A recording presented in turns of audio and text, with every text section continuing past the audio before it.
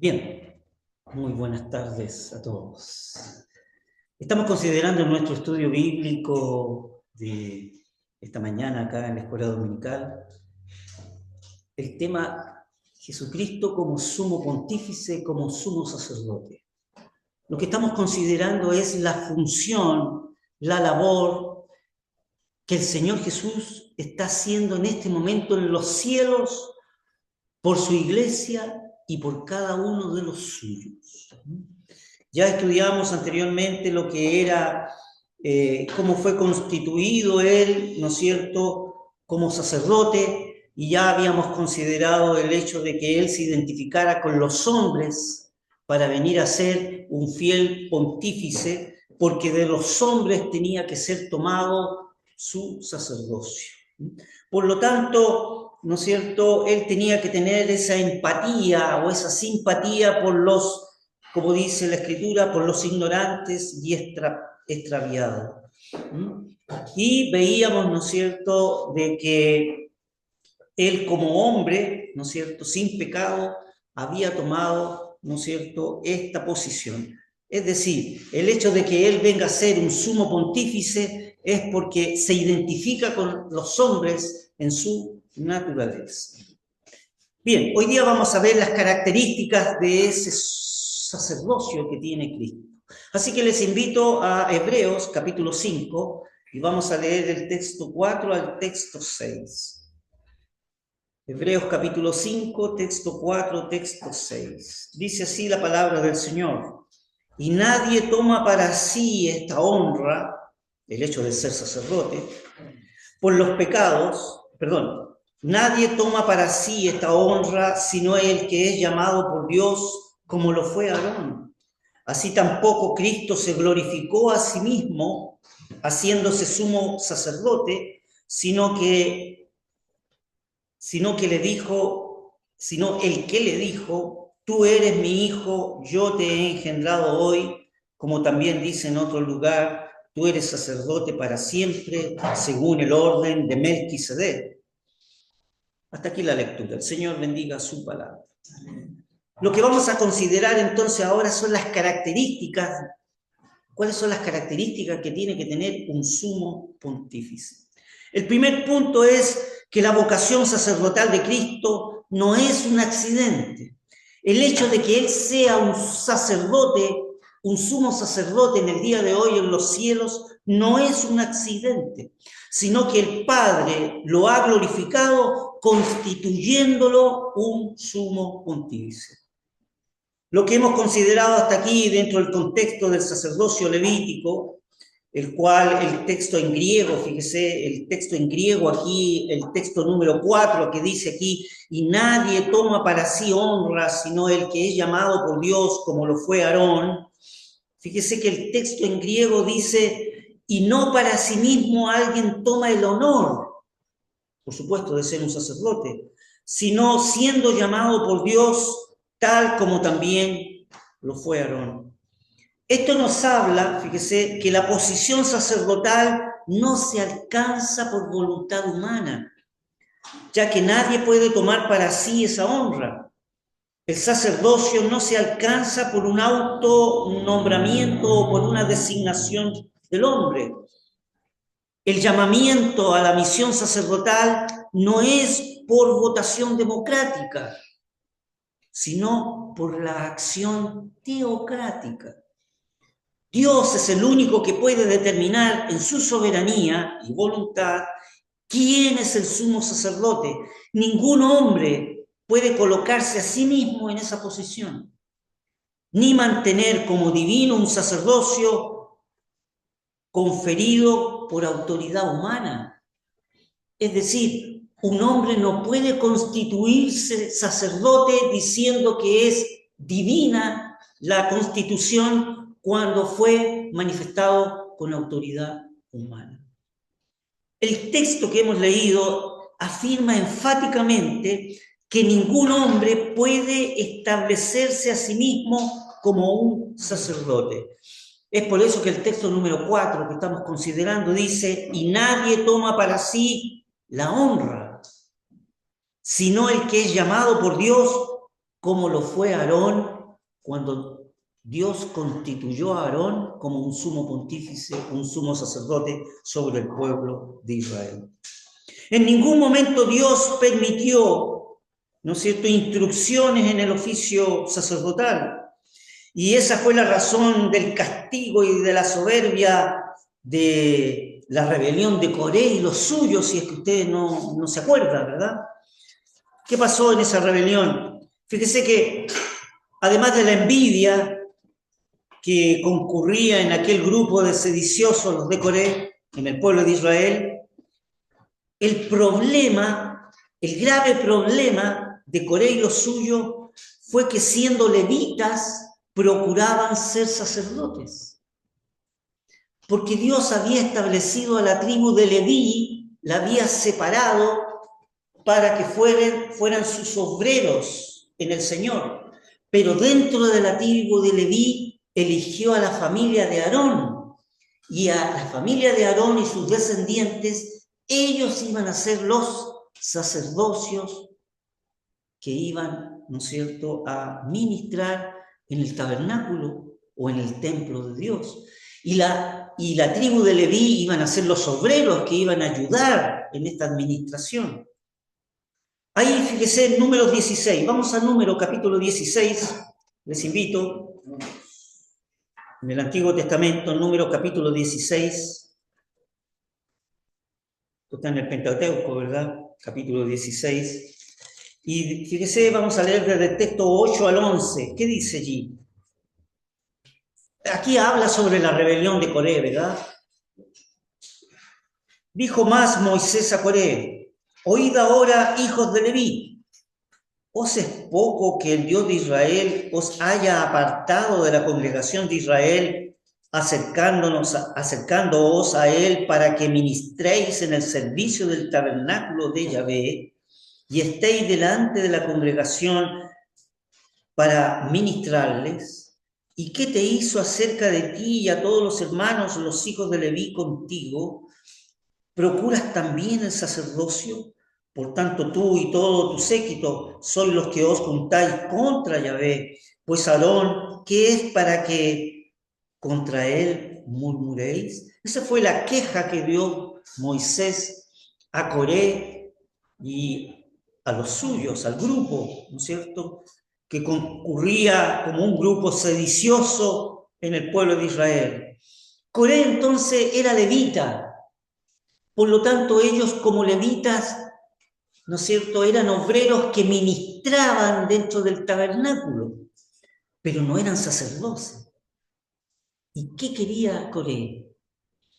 Quería instituirse como un sumo pontífice, como un sumo sacerdote. En otras palabras, lo que deseaba Coré era tener el poder en medio del pueblo de Dios a través del sacerdocio. Dios había escogido a los levitas para el ministerio y a los sacerdotes para otra función. Ambos oficios eran santos y ambos habían sido establecidos soberanamente por Dios. Coré había sido llamado como un levita para servir y enseñar. Vamos a Deuteronomio capítulo 33. Allí está establecido, ¿no es cierto?, la función que Coré tenía que realizar. Capítulo 33, el texto 10, ¿qué dice?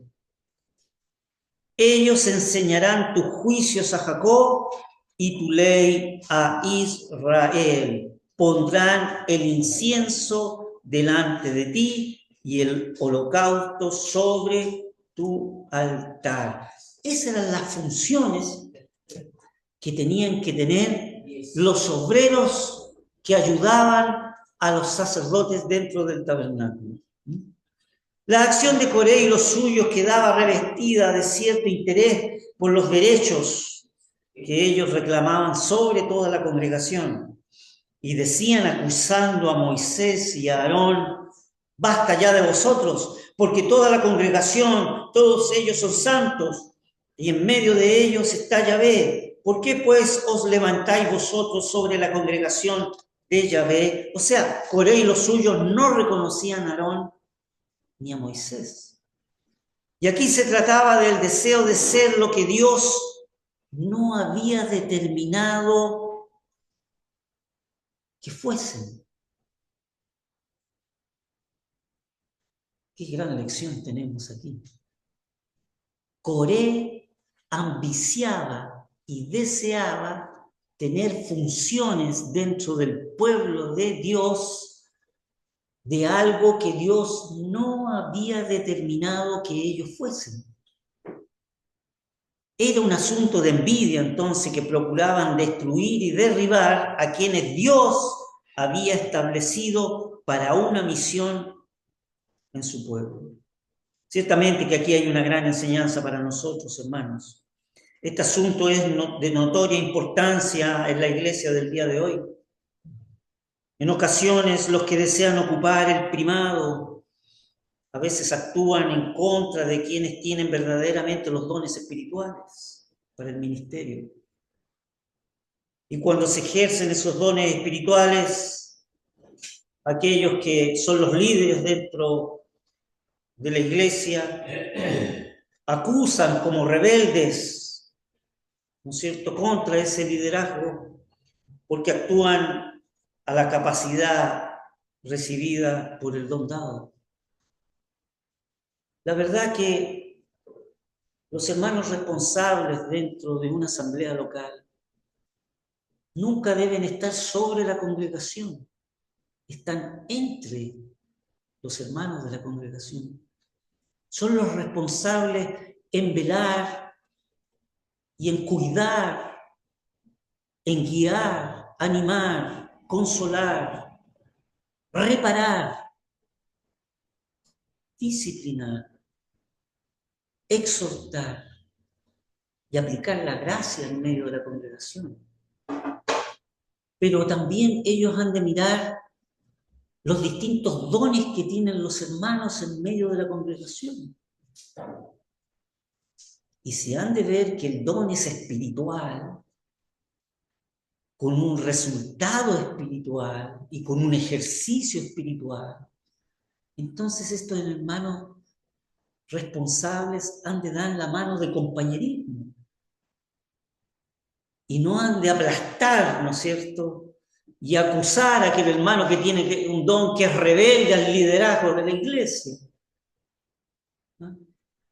Y esperar, ¿no es cierto?, de que estos hermanos que tienen los dones sean animados, enviados y, ¿cómo podríamos decirlo en una palabra en español adecuada, ¿no es cierto?, levantados por los hombres de la iglesia.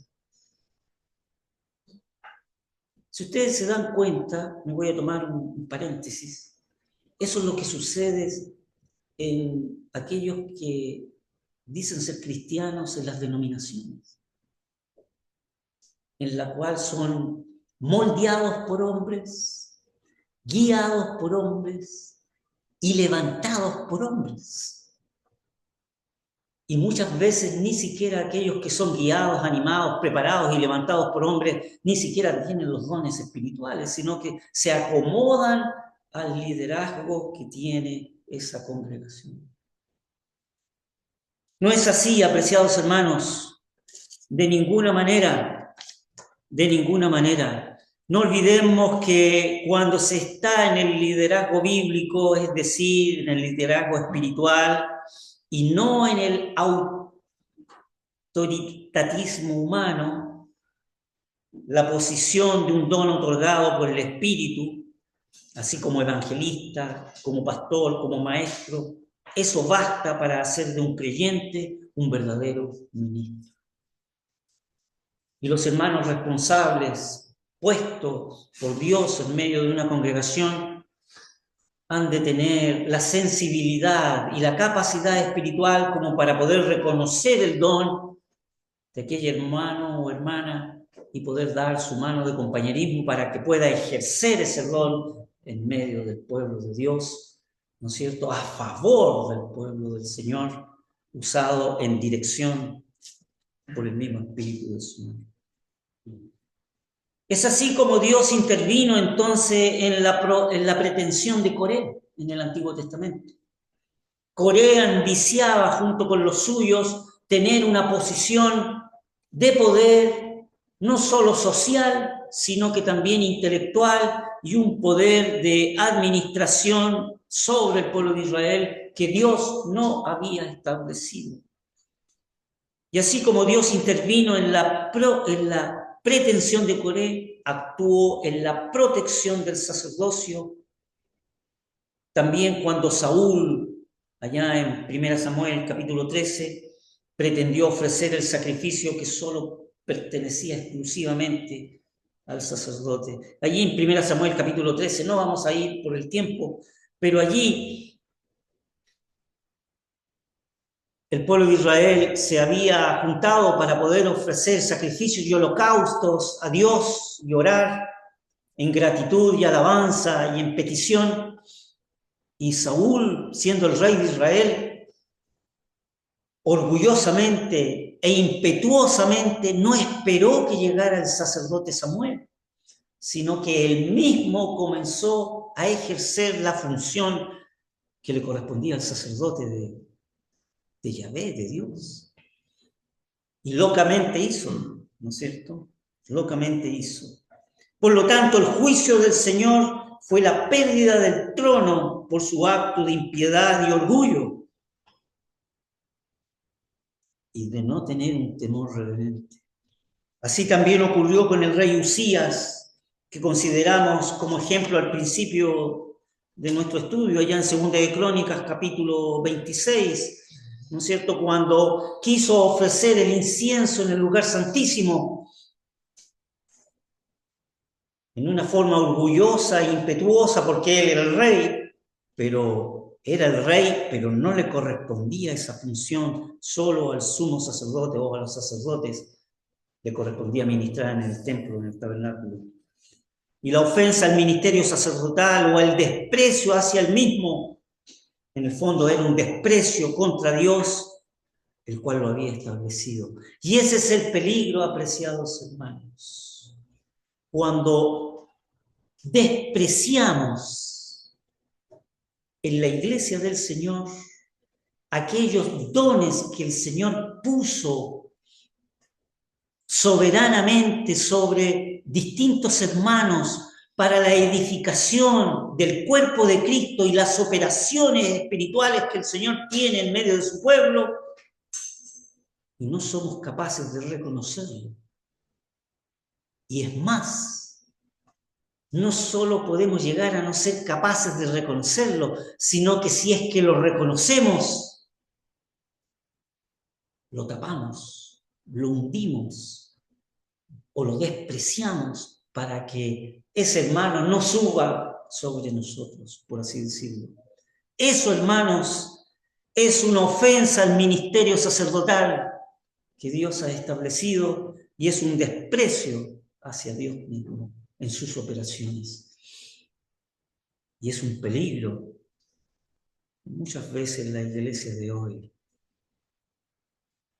puede cometer. Las lecciones de la antigua dispensación, entonces, apreciados hermanos, que encontramos aquí en la Escritura, están escritas para nuestra advertencia personal, a fin de que no caigamos nosotros en las transgresiones en las que aquellos cayeron. Tal como dice en 1 Corintios capítulo 10, empero estas cosas fueron inscritas en figura para nosotros. Todo el Antiguo Testamento está escrito en figura para nosotros, para que no codiciemos cosas malas como ellos codiciaban. Fue así entonces como aquellos en la antigüedad que asumieron funciones sacerdotales que no les correspondían, fueron duramente disciplinados por Dios a causa de ello. Es así entonces que el divino autor en el texto inspirado que estamos considerando provee enseguida el fundamento escritural del sacerdocio de Cristo.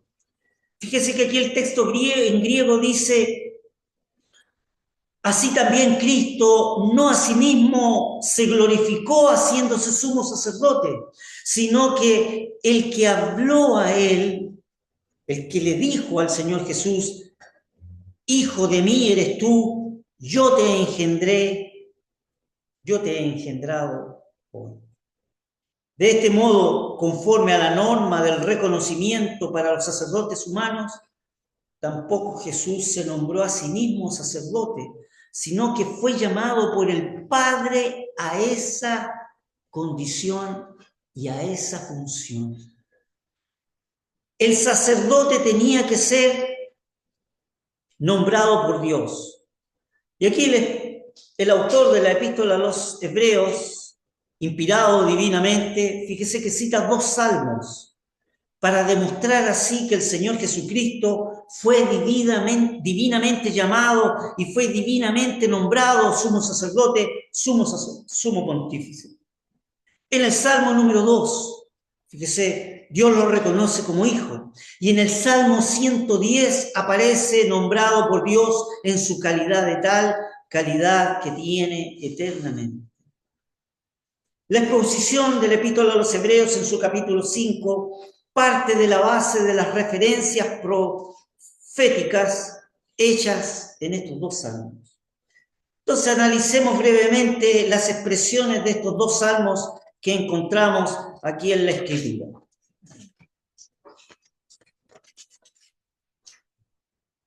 En el Salmo número 2, vamos al Salmo número 2, el texto 7, dice así la palabra del Señor. Salmo número 2, el texto 7.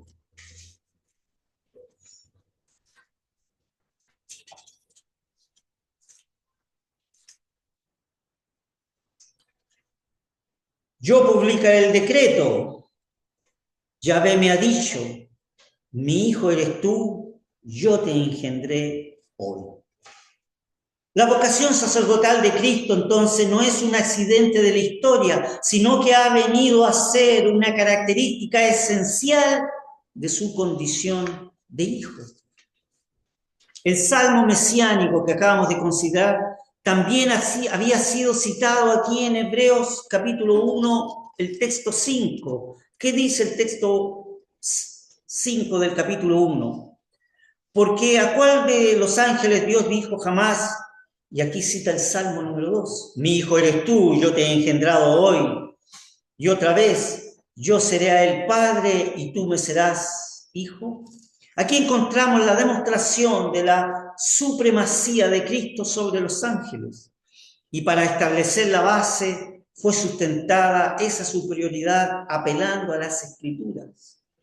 Fíjese que la cita del Salmo aquí en la Epístola a los Hebreos fue tomada de la versión de los 70, la Septuaginta, que es la versión griega del Antiguo Testamento. Es evidentemente que los ángeles son llamados colectivamente aquí como hijos de Dios, pero en ningún lugar de la Escritura se encuentra el título singular a un determinado ángel. Por lo tanto, a ninguno de ellos, a ninguno de los ángeles se le aplica el calificativo de hijo. Cristo es el Hijo natural de Dios, de su misma esencia y naturaleza. La pregunta retórica formulada aquí en el texto, entonces, existe una respuesta negativa. Jamás Dios dijo a ninguno de los santos ángeles que era su hijo, sino solo al Señor Jesús. El Hijo unigénito, por lo tanto, su superioridad se manifiesta sobre todos los ángeles. Ahora podemos notar que en Hebreos 5, el texto 5, ¿qué dice? Así tampoco Cristo se glorificó a sí mismo haciéndose sumo sacerdote, sino el que le dijo. Aquí el texto, por la forma con que está construido, que da lugar para que la frase allí sea expresada y pueda ser integrada, es decir, es como si pudiera agregarse algo más a esta frase. Después de la expresión, así también Cristo no se glorificó a sí mismo haciéndose pontífice, se añade algo más y se integra el gran pensamiento que está revelado en el Salmo 2, texto 7. Tú eres mi hijo, yo te he engendrado hoy, dice. Lo que está implícito entonces es que Él mismo, Señor Jesucristo, no se glorificó a sí mismo, pero el Padre lo ha glorificado constituyéndole un sumo sacerdote, un sumo pontífice. Dios ha considerado un honor que su propio Hijo fuera un sumo sacerdote y la suprema víctima, además. Y esto manifiesta un amor que sobrepasa todo entendimiento, precisamente porque la Escritura revela que Dios estaba en Cristo reconciliando al mundo a sí mismo, dice en 2 Corintios, el texto 5. La sublimidad, entonces, del amor divino está aquí expresada. Dios desea que el pecado sea castigado, es decir, que reciba el justo juicio de Dios, pero al mismo tiempo ese juicio y ese castigo cae sobre su Hijo amado, sobre él. En el Salmo 110, que viene a ser el segundo salmo que se considera aquí, en el texto 4, dice lo siguiente: juró Yahvé y no se arrepentirá. Tú eres sacerdote para siempre, según el orden de Melquisedec. Aquí el escritor inspirado divinamente ha puesto el fundamento en las palabras del Salmo 2. Tú eres mi hijo, y confirma ahora esta designación por parte de Dios como un sumo sacerdote. Notemos que en el Salmo 110 se introduce un nuevo elemento, es decir, hay un paso más en la revelación divina que la epístola a los Hebreos subraya, porque declara que un sacerdote está constituido bajo un orden diferente al orden arónico. No olvide de que Aarón es un sumo sacerdote, pero bajo, ¿no es cierto?, la orden levítica, por así decirlo. El orden que es constituido el Señor Jesús es un orden distinto al orden levítico. Leemos aquí en el texto 6 de Hebreos que dice, como también dice en otro lugar, tú eres sacerdote para siempre según el orden de Melquisedec. Fíjese que el sacerdocio arónico en el Antiguo Testamento era temporal. ¿Por qué? Porque la muerte o la vejez del sumo sacerdote arónico obligaba continuamente a colocar en su lugar a otro sacerdote levita que lo sustituyera. Pero Jesucristo, al estar revestido de inmortalidad, es un sumo pontífice, es un sumo sacerdote perpetuo, es decir, atemporal. No tiene limitación de tiempo.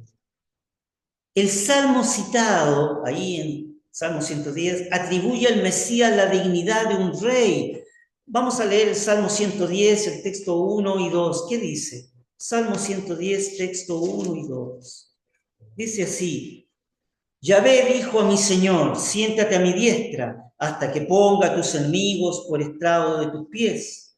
Yahvé enviará desde Sión la vara de su poder, domina en medio de tus enemigos. ¿No es cierto? Jehová dijo a mi Señor, siéntate a mi diestra, en tanto que pongo a tus enemigos por estrado de tus pies. La vara de fortaleza, de tu fortaleza enviará a Yahvé desde Sión, domina en medio de tus enemigos. Pero al mismo tiempo se le da la dignidad del sacerdote, porque en el texto 4 de este mismo capítulo dice, juró Yahvé y no se arrepentirá, tú eres sacerdote para siempre según el orden de Melquisedec. Ambas cosas ocurren también en el caso de Melquisedec. Melquisedec era el rey de Salem, Salem era el nombre de Jerusalén antes que fuera Jerusalén. Y era sacerdote del Rey Altísimo, o sea, Melquisedec era un rey y además de eso era un sacerdote. Ahora se añade la condición de rey sacerdote a la eternidad. Es decir, Dios le dice al Señor Jesús, tú eres sacerdote hasta el siglo, es decir, tú eres sacerdote para siempre, que es equivalente a decir, el sacerdocio de Jesucristo se establece entonces según el orden de Melquisedec. Fíjese que aquí el término orden en griego es tasin, y esta palabra griega expresa la idea de disposición y de ordenamiento de las cosas, y se aplica a una manera de ser o de estar equivalente a decir que tú eres sacerdote a la semejanza de Melquisedec.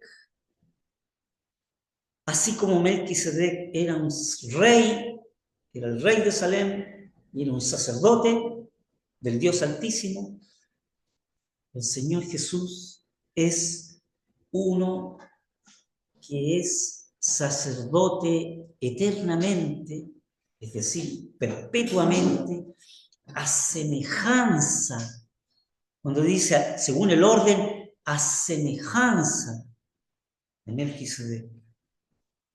Cristo no hubiera podido ser sacerdote a semejanza o conforme al orden de Levítico, porque el Señor Jesús no descendía de la tribu de Leví, ni de la familia de Aarón, que era la familia sacerdotal, sino que descendía de la familia real de Judá.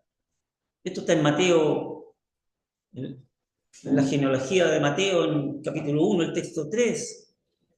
Pero él, a semejanza de Melquisedec, concurre los dos oficios, es decir, el real.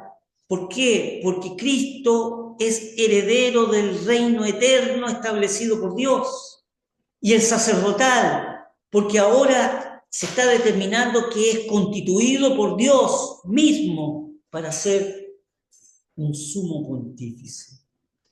Cristo, el Hijo de Dios, no asumió la dignidad sacerdotal por su propia iniciativa.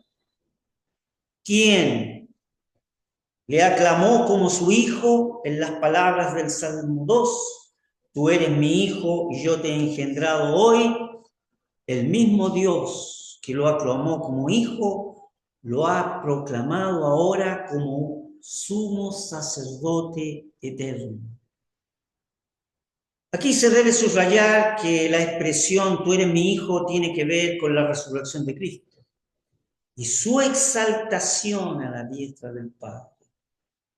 Allá en Hechos capítulo 13 dice, la cual Dios ha cumplido a los hijos de ellos, a nosotros, resucitando a Jesús, como está escrito en el Salmo 2, mi hijo eres tú, yo te he engendrado hoy.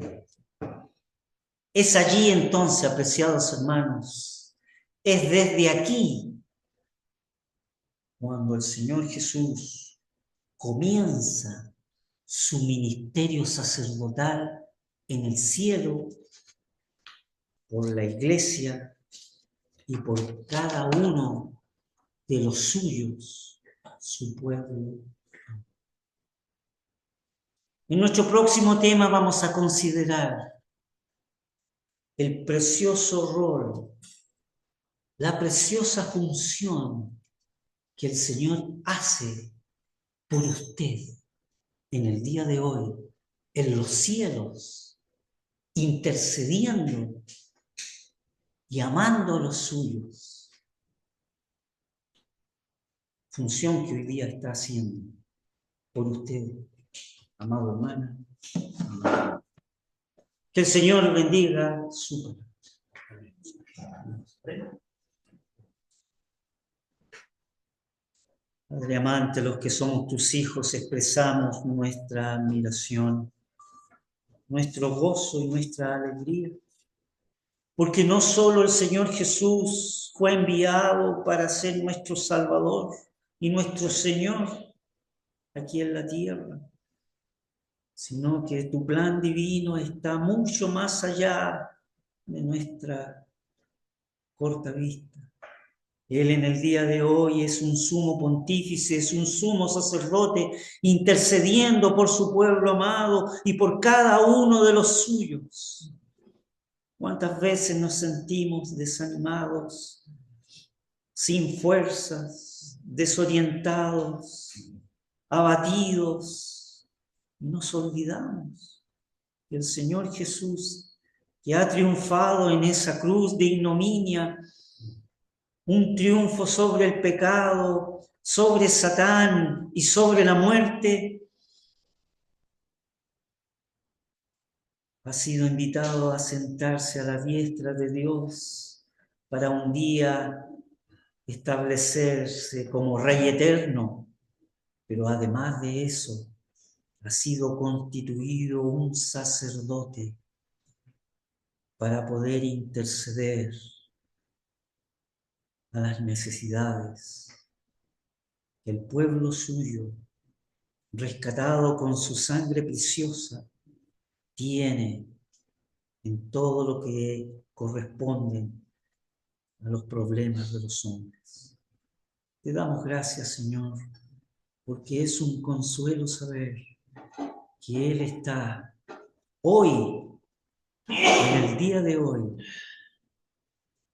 abogando por su iglesia, que es el cuerpo de Cristo, y por cada uno de los suyos, que es su pueblo amado.